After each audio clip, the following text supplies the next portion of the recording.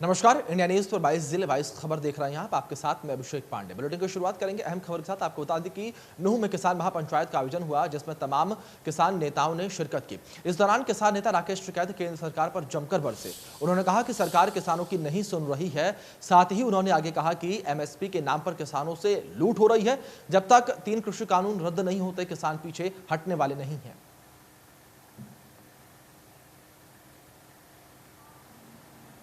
समाज को तोड़ने का काम राजनीतिक लोग कर रहे हैं, वे लड़ाने का काम करते हैं, लेकिन ये संयुक्त मोर्चा उसको जोड़ने का काम करता है।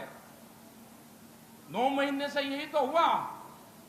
हम 3 कानून को लेके वहां पे आए, दिल्ली की सरहद पर आए, दिल्ली को चारों तरफ से घेरने का काम किया। वो सिंघू बॉर्डर हो,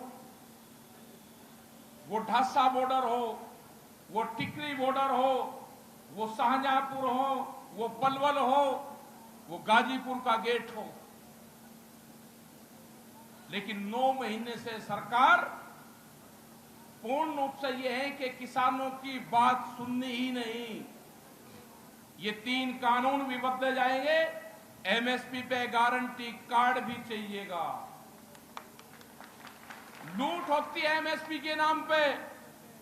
जो आपके यहां से 800 रुपए क्विंटल धान की बोली लगती है, एक किसान अपने खेत में उगा हुआ 40-50 क्विंटल धान नहीं बेच सकता।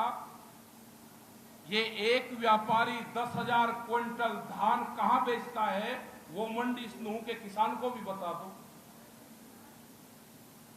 ये षड्यंत्र है। भारत सरकार कहती है प्रधानमंत्री कि एक फोन की कॉल की दूरी पे हम हैं, हम उनकी बात नहीं समझ पाए। यमुनानगर में किसानों के विरोध के चलते राज्य स्तरीय खेल मुकाबलों के उद्घाटन अवसर पर हरियाणा के शिक्षा मंत्री कंवरपाल गुर्जर नहीं पहुंच सके। हॉकी के जादूगर मेजर ध्यानचंद और खेल दिवस के उपलक्ष्य को एक यादगार बनाने के लिए आज क्रीड़ा भारती द्वारा तेजली के खेल परिसर में एक कार्यक्रम का आयोजन किया गया, जिसमें मुख्य अतिथि के रूप में जो है अर्जुन अवार्डी योगेश्वर दत्त पहुँचे। कार्यक्रम की अध्यक्षता डीएसपी जगाधरी ने की। इस अवसर पर योगेश्वर दत्त ने दीप प्रज्वलित कर कार्यक्रम का शुभारंभ किया। उन्होंने कहा कि ओलंपिक में हालांकि 6 मेडल आए हैं और सबसे ज़्यादा मेडल हरियाणा से आए हैं, क्योंकि हरियाणा में जो सोना उपजती है धरती, और हालांकि कुछ कमियां हैं, वो सरकार से बात कर कोशिश करेंगे जो भी कमियां हैं उन्हें दूर करें, ताकि हरियाणा की झोली में और देश की झोली में और भी मेडल आएँ। इस कार्यक्रम में जानकारी देते हुए सुमित गुप्ता व रामनिवास गर्ग ने बताया कि 18 गेमें रखी गई हैं, 14 दिन तक ये कार्यक्रम चलेगा। हालांकि सुमित गुप्ता ने बताया कि इस कार्यक्रम के मुख्य अतिथि के रूप में शिक्षा मंत्री कंवरपाल गुर्जर ने आना था, लेकिन किन्हीं कारण से नहीं आ पाए। लेकिन ऐसा कहा जा रहा था कि जिस तरह से कल करनाल में किसानों का और प्रशासन का आमना सामना हुआ था, सुरक्षा की दृष्टि से कंवरपाल गुर्जर नहीं पहुंचे। यमुनानगर से देवदास शारदा, इंडिया न्यूज हरियाणा। सांसद नायब सैनी ने कांग्रेस पर जमकर हमला बोला। वहीं विधायक सुभाष सुधा ने कहा कि हरियाणा में 12 फसलों के एमएसपी पर खरीद हो रही है। कुरुक्षेत्र के सांसद नायब सैनी व विधायक सुभाष सुधा ने आज कुरुक्षेत्र में एक पत्रकार वार्ता में पीएम नरेंद्र मोदी व मुख्यमंत्री मनोहर लाल खट्टर की पूरी प्रशंसा की, तो कांग्रेस को पानी पी पीकर कोसा। सांसद नायब सैनी ने कहा कि कांग्रेस किसानों की आड़ में प्रदेश का माहौल खराब कर रही है। उन्होंने कहा कि तीनों कृषि कानूनों में यदि कुछ भी खराबी है तो कांग्रेस इस पर अपनी बात क्यों नहीं रख रही है और संसद में इस पर बातचीत करने से क्यों कतराती है। वहीं थानेसर के विधायक सुभाष सुधा ने कहा कि पीएम नरेंद्र मोदी किसान हितैषी हैं। किसानों ने प्रधानमंत्री सम्मान निधि योजना के तहत उनके खातों में सीधा भुगतान भी किया है और खातों में 6,000 रुपये प्रति किसान भी डाले हैं। उन्होंने कहा कि जो इसका का प्रमाण है कि पीएम नरेंद्र मोदी किसानों के हितैषी हैं। उन्होंने मुख्यमंत्री मनोहर लाल को भी किसान फ्रेंडली बताते हुए कहा कि कृषि उपकरणों पर 80% सब्सिडी दी जा रही है और पंजाब के मुकाबले 3 घंटे अधिक यानी 8 घंटे बिजली मिल रही है। हरियाणा में 12 फसलों पर MSP की खरीद होती है, जो कि किसान हितैषी होने का प्रमाण है। कुरुक्षेत्र से राजीव अरोड़ा, इंडिया न्यूज, हरियाणा। पृथला क्षेत्र के गांव सोतई के सरपंच पर करोड़ों के गबन का आरोप लगा है। ग्रामीण आरोप लगा रहे हैं कि गांव में निर्वर्तमान सरपंच को करीब 21 करोड़ का घोटाला कर लिया है। अधिकारी लंबे समय से इस मामले को दबाने में लगे हुए हैं, जबकि उन्होंने घोटाले के सारे कागजात जो हैं अधिकारियों को दे दिए हैं। और सोतई गांव जहां गंदे पानी से भरी सड़कें देखी जा सकती हैं, विकास के नाम पर इस गांव में कुछ भी नहीं हुआ है। और पृथला विधानसभा क्षेत्र के पूर्व विधायक टेजचंद शर्मा कहते हैं कि जब सरपंच ने यह घोटाला किया था तो उन्होंने इस मामले में अधिकारियों से लगातार संपर्क साधा था, लेकिन अधिकारी सिर्फ जांच का भरोसा देने के अलावा कुछ नहीं करते रहे। टेजचंद शर्मा की माने तो अधिकारियों की भी इसमें मिलीभगत दिखाई देती है। गांव के पूर्व सरपंच सुभाष शर्मा की माने तो उनके सरपंच ने विकास कार्यों के नाम पर लगभग 20 करोड़ 48 लाख रुपए का घोटाला किया है, जिसके कागज उन्होंने अधिकारियों को दे दिए हैं, लेकिन अधिकारी कोई भी कार्रवाई नहीं कर रहे हैं। सर, क्या नाम है आपका? मेरा सुभाष चंद्र नाम है जी, पूर्व सरपंच सोते। सोते गांव के घोटाले का कोई मामला है, क्या है आपका? मेरे गांव में एक कमरपाल नाम का आदमी सरपंच है, उसने इतना बड़ा घोटाला किया सोते में कि आप सोच भी नहीं सकते। मैंने उसकी शिकायत CM विंडो से लेके अपना SDM Ballabhgarh, DC Faridabad, BDO Ballabhgarh, कोई जगह नहीं छोड़ी। उसके बाद SDM एक त्रिलोकचंद थे, उन्होंने कहा कि भाई मैं इसकी बैंकों की स्टेटमेंट मंगाता हूँ, असलियत का पता तभी लगेगा कि भाई इतना किसना पैसा निकाल रखा है।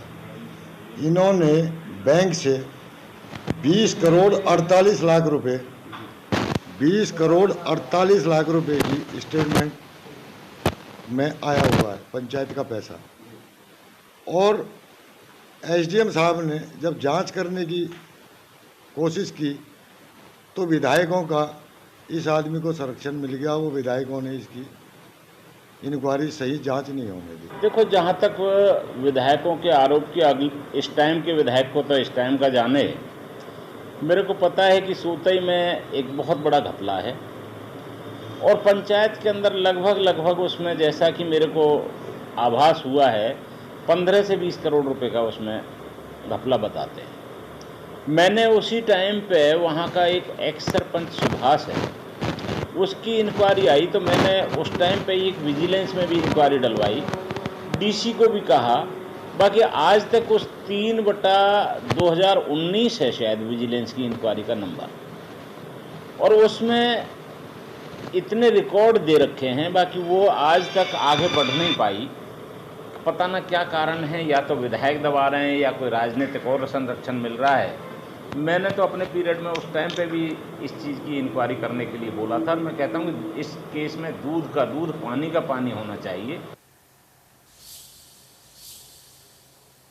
देश की पहली अर्जुन अवार्डी रेसलिंग पहलवान और वर्तमान में फतेहाबाद में DSP के पद पर कार्यरत गीतिका जाखड़ पर उनके चाचा ने मारपीट का आरोप लगाया है। चाचा प्रकाश वीर सिंह ने अग्रोहा थाने में शिकायत दी है कि DSP गीतिका जाखड़ मट्टू कला में तैनात नायब तहसीलदार बलराम जाखड़, उनके पिता सत्यवीर जाखड़ और फतेहाबाद पुलिस के 2 कर्मचारियों ने जबरदस्ती उनके घर में घुसकर उनके परिवार के साथ मारपीट की।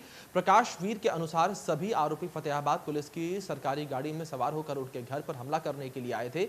मारपीट की पूरी घटना CCTV कैमरे में कैद हो गई है। इस मामले की अग्रोहा पुलिस को शिकायत दी गई है, लेकिन पुलिस ने अभी तक केस दर्ज नहीं किया है। वहीं गीतिका जाखड़ ने फोन पर बताया कि वो अपने चाचा के लड़के को समझाने के लिए गई थी और उनकी तरफ से कोई मारपीट नहीं की गई है। उनके चाचा ने उनके मकान पर कब्जा किया हुआ है। हिसार पुलिस इस मामले में कुछ भी नहीं बोल रही है। उसके पीछे भी भागा थोड़ी देर, मगर बलराम रुक भाई, तो वो चले गए। फिर मैंने ये सारी बातें मेरे बेटे को बुलाया, वो बाहर था, धर्मवीर को बताई। उन्होंने फिर SHO साहब को फ़ोन किया, 112 पे किया, भाई इस तरह वारदात होगी, फटाफट आओ। 9 या 10 मिनट के बाद में गीतिका अपनी जो है, जो DSP है, सरकारी गाड़ी जो है दुर्गा शक्ति लेके, उसमें अपने बॉडीगार्ड 2 पुलिस जवान, तीनों बाप बेटे, नायब तहसीलदार रोहतक PGI-MS के रेसिडेंट डॉक्टर को थप्पड़ मारने वाली महिला पुलिसकर्मी को गिरफ्तार कर लिया गया है। महिला पुलिस कर्मी की गिरफ्तारी की मांग को लेकर दोपहर के बाद आपको बता दें कि लगातार प्रदर्शन जो है देखने को मिला और फिर से MS ऑफिस पर काम छोड़कर डॉक्टर्स धरने पर चले गए। और कल PGI के वार्ड नंबर 5 में महिला पुलिसकर्मी ने रेसिडेंट डॉक्टर को थप्पड़ मार दिया था। उसके बाद से रेसिडेंट डॉक्टर रात को ही काम छोड़कर धरने पर चले गए थे। कल एक रेजिडेंट डॉक्टर ने FIR दर्ज कराई थी। एक महिला SI जो अपने किसी इंजर्ड से या पेशेंट से मिलने आई थी, उसमें डॉक्टर की और उस महिला SI की कुछ कहासुनी हो गई थी, जिसमें डॉक्टर की कंप्लेंट पे हमने FIR दर्ज कर रखी है। और उस लेडी डॉक्टर्स की आज ये डिमांड थी कि भी जब तक वो अरेस्ट नहीं होगी हम तब तक काम ऑफ रखेंगे। तो उस लेडी को हमने राउंड अप कर लिया है और वो अरेस्ट है। और ये अब इन्होंने आश्वासन दिया है कि हम अपनी ड्यूटी पर चले जाएंगे। तो वहीं कैथल में चोरों के आतंक से शहरवासी लगातार परेशान हैं। चोरों के हौसले इतने बुलंद हैं कि चोर एक रात में कई दुकानों को निशाना बना रहे हैं और पुलिस केवल मूक दर्शक बनी हुई है। जानकारी के मुताबिक चोरों ने शहर में एक रात में 6 दुकानों को निशाना बनाया और लाखों की नकदी समेत कीमती सामान चोरी करके ले गए। दुकान मालिकों ने बताया है कि चोरों ने दुकानों के ताले तोड़कर वारदातों को अंजाम दिया है।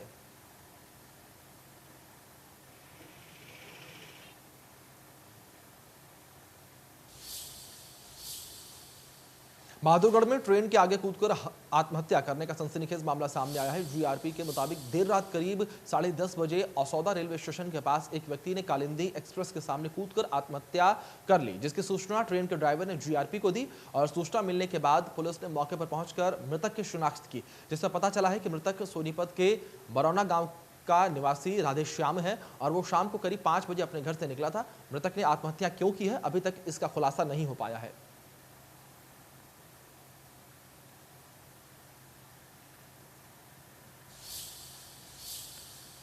फतेहाबाद के भुना इलाके में संतुलन बिगड़ने से एक कार भाखड़ा नहर में गिर गई। इस हादसे में 4 साल की बच्ची समेत एक महिला की मौत हो गई है, जबकि कार का चालक सुरक्षित बच गया। हादसे के बाद बच्ची का शव नहर से बरामद कर लिया गया, लेकिन महिला का शव अभी तक बरामद नहीं हुआ है। गोताखोरों ने लगातार तलाश शुरू कर रखी है और महिला के शव की तलाश कर रहे हैं।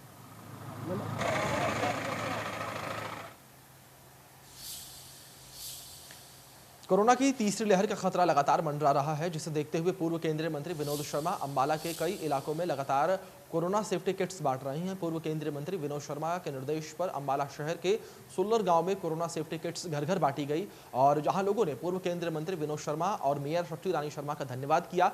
कोरोना की पहली लहर से पूर्व मंत्री विनोद शर्मा द्वारा अंबाला के शहर और ग्रामीण इलाकों को सैनिटाइज करवाया गया और घर घर सैनिटाइजर की बोतलें भी वितरित की गई ताकि अंबाला वासी सुरक्षित रहें। और कोरोना की दूसरी लहर में भी ग्रामीणों और शहरी इलाकों में सैनिटाइजेशन का काम किया गया।